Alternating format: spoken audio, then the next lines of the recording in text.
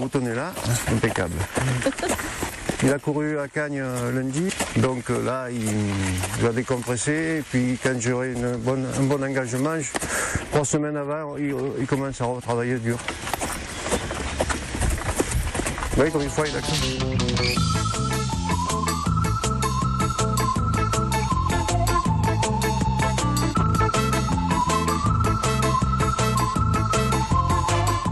C'est un réel plaisir de fouler la piste ensablée au petit matin. Pascal et Régis, tous les deux passionnés, transmettent le plaisir de la course et veillent avec sagesse à maintenir une allure mesurée pour l'échauffement de leur protégé. Allure qui augmentera au fil de la matinée pour ces chevaux sportifs de haut niveau. Les rênes à échelle. Hein. Les rênes à échelle, voilà. Ouais. Qui permettent de resserrer. Voilà, c'est plus agréable parce que on peut, si un cheval tire, on peut prendre une échelle supérieure, on est plus à l'aise.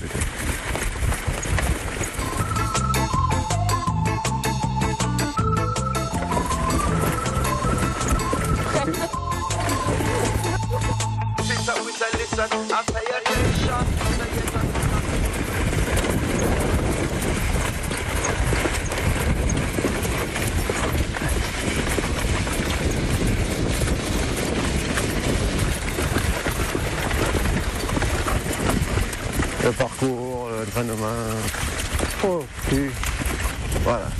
Alors, comme on est un peu quand même... C'est tout à fait vrai, oui. Ils ont ressenti sûrement des antennes plus développées que les nôtres.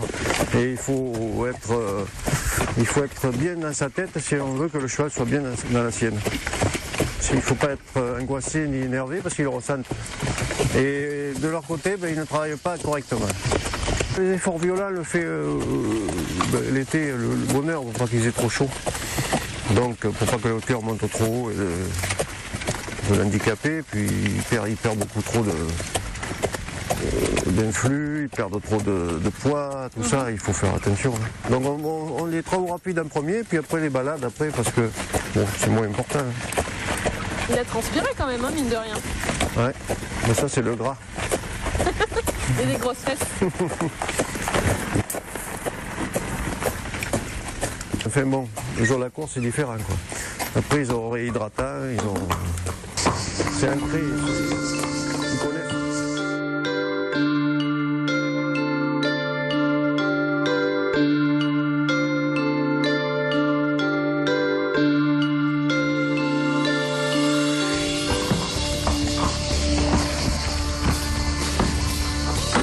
Voilà.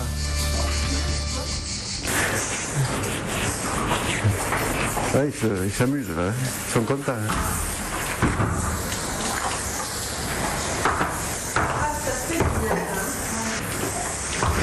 Là, ils sont heureux là. Hein.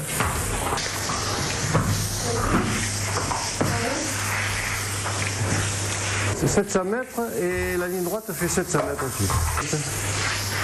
On va souvent sur l'hippodrome de Cavaillon. Son comportement à l'extérieur, voir s'il est nerveux, pas nerveux, si c'est un inquiet, s'il est placide au contraire. Bon, c'est un travail de longue haleine, là, quand même l'entraînement. Voilà. On va le mettre au marcheur, comme ça il va récupérer gentiment et il va marcher. Il va marcher, ça va le remettre en condition.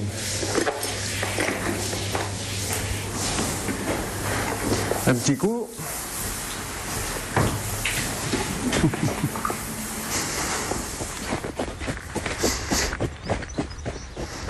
Allez, au marcheur.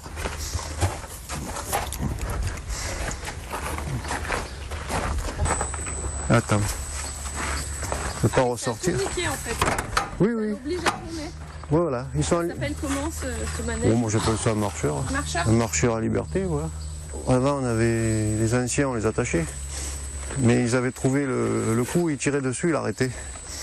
C'est les anciens marcheurs. Alors maintenant, ils ont inventé ce système de marcheurs et des couloirs, comme ça, c'est bien mieux. Ils ne s'arrêtent pas. Il y a plusieurs programmes, on peut les faire trottiner si on veut. Mais enfin, non, moi je les fais marcher juste. C'est un peu court pour les faire trottiner. Le rayon n'est pas assez grand. Pourquoi vous avez choisi le trot, justement, comme spécificité de course? Ah, ben, je suis comme Obélix, je suis tombé dedans, moi. Et puis, bon, le pur sang, c'est encore notre métier. Et puis, je ne connais pas assez le galop. C'est lié à votre famille, vous avez commencé comme ça, et vous avez pris la suite. C'est ma grand-mère qui a eu ses couleurs juste après-guerre. Et puis voilà, c'est toujours les mêmes couleurs jusqu'à maintenant. C'est bleu étoile jaune, c'est les couleurs de l'Europe. Allez. Attention Pascal, tu vas y rester.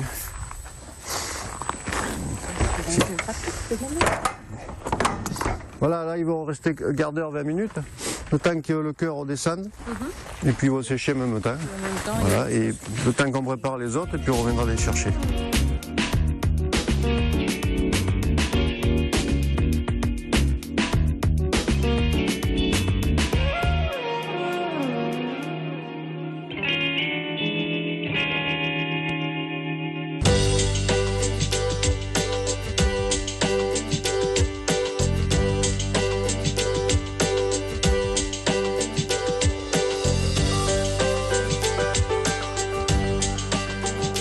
Une photographie grandeur nature, un mur devenu transparent, un intérieur qui devient extérieur. La ville médiévale d'Aigues-Mortes accueille une exposition produite par le Centre des Monuments Nationaux dans le cadre de son thème annuel Monuments et Imaginaire. L'idée était de faire un parcours imaginaire, donc un parcours dans lequel on allait travailler avec la vision d'un artiste sur le monument lui-même. Et donc le choix a été fait de travailler sur la photographie et la photographie monumentale qui s'inscrit bien dans l'échelle du monument.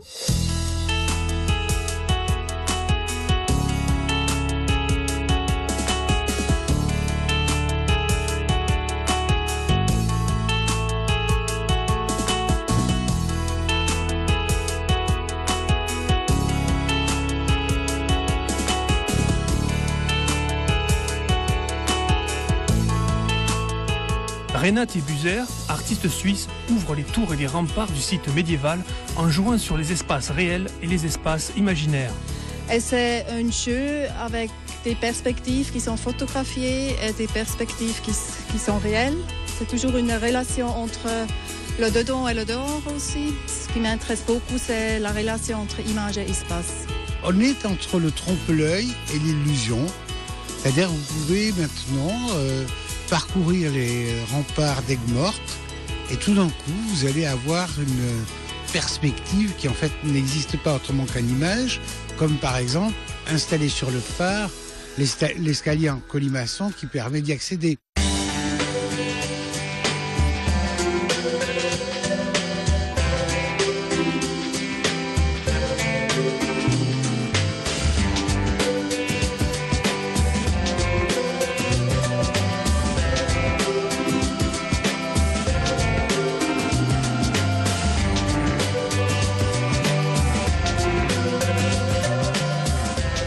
Parcourir les 1643 mètres de rempart à Aigues-Mortes, entre rêve et réalité, c'est jusqu'au 30 novembre 2012, sous la lumière bienveillante du dieu Soleil.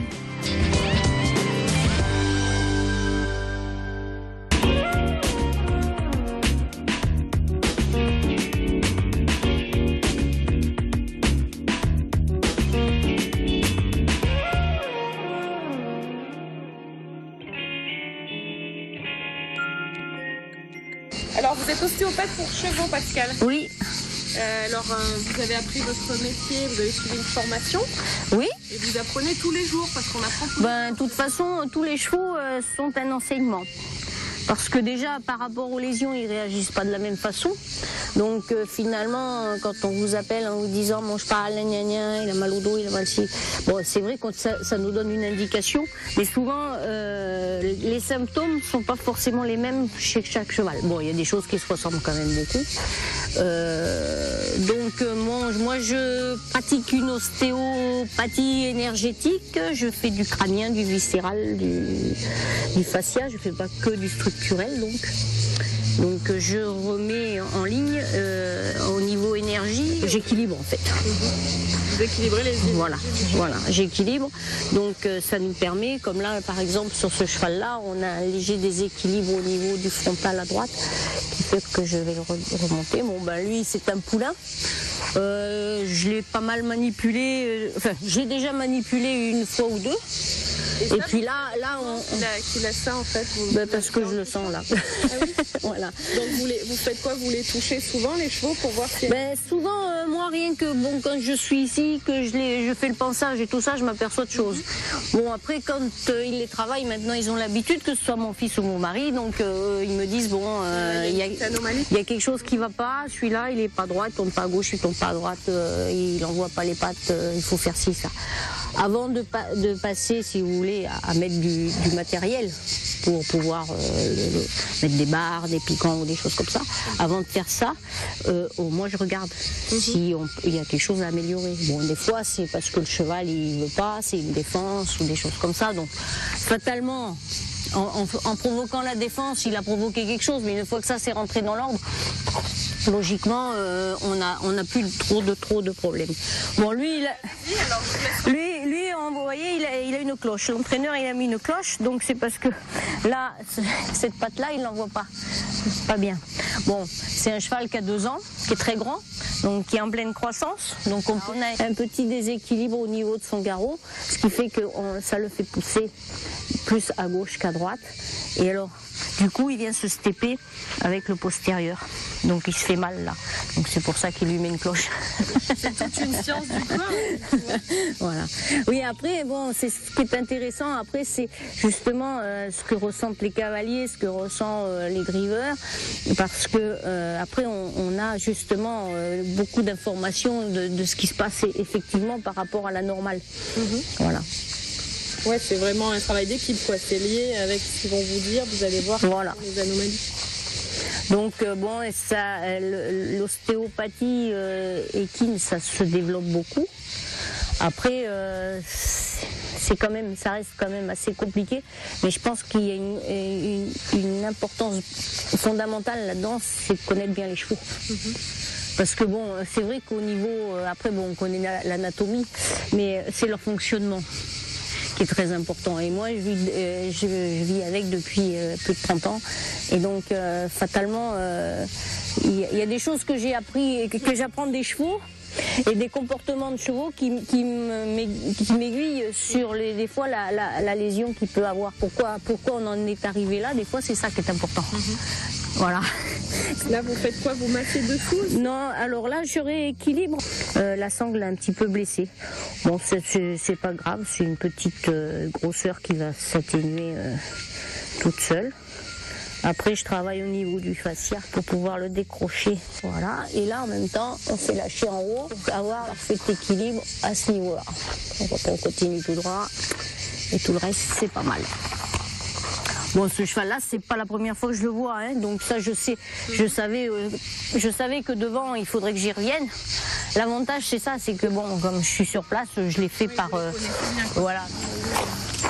Donc on a un petit souci là aussi, mais là, c'est un petit peu la conséquence de ce qui s'est passé devant. Il a mal, en fait? Il a des douleurs? Non, il est raide. Il est raide, ici. Mais très souvent, ils sentent que ça leur fait du bien. Parce qu'au départ, les chevaux, ils bougent, et au bout de 5-10 minutes, quand on commence à vraiment être sur la lésion et qu'on retravaille dessus, ils sentent que ça leur fait du bien, ils ne bougent plus. Mais tellement, il y a des fois, les gens ils croient que je les ai endormis. Non, je les ai pas endormis, mais le cheval, il est content. Même des chevaux un petit peu compliqués, je veux dire, qui sont pas forcément sympas, qui n'ont pas envie qu'on les tripote, qui souffrent depuis longtemps, qui se sont aigris, on arrive quand même à les... Vous trouvez que ça peut leur faire du bien? Oui, non, mais après, oui, parce qu'ils sont trop contents. Hein. C'est quoi les plus grosses fragilités, justement, des chevaux? Alors, les plus grosses fragilités, c'est certainement le côté viscéral. Parce qu'en principe, 9 chevaux sur 10 ont un déplacement. Ça, c'est dû à leur vécu. Hein. C'est pas forcément... bon, souvent, c'est des chutes. Hein, sur les chevaux de saut comme ça, ce sont des chutes.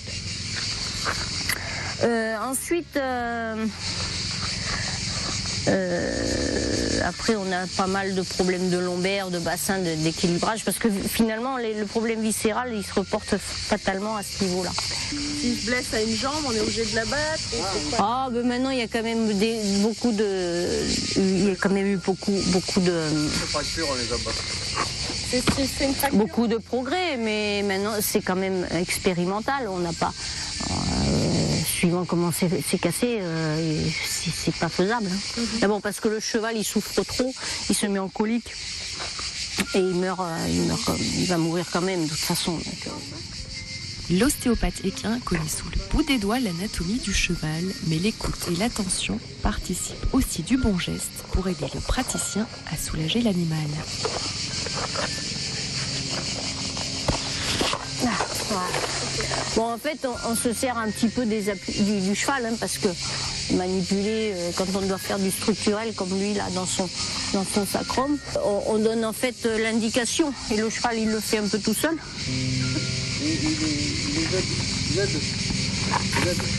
Voilà. Ah. Donc après, voilà, c'est bien.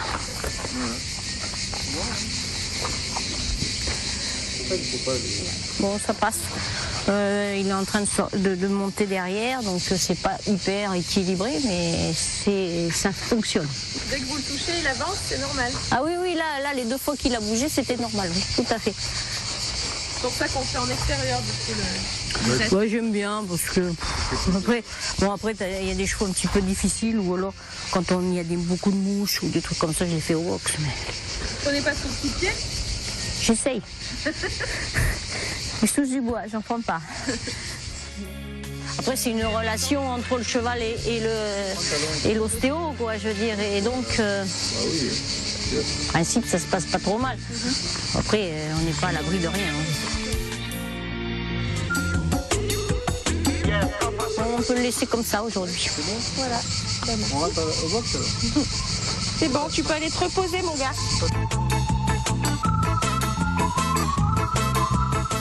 Rendez-vous le 30 septembre sur l'hippodrome des Courbiers. Vous croiserez peut-être Régis et Pascal avec l'un de leurs protégés.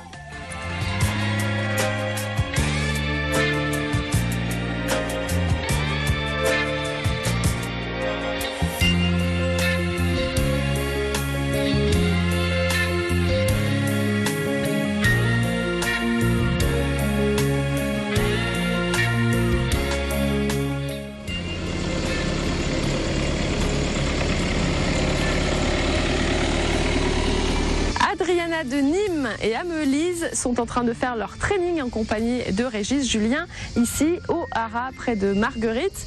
Nous allons nous quitter, c'est la fin de ce territoire, sur ces images un petit peu poussiéreuses. Je vous souhaite à tous une agréable semaine. Je remercie Frédéric Siller qui a signé les images et je vous dis à la semaine prochaine pour un nouveau territoire.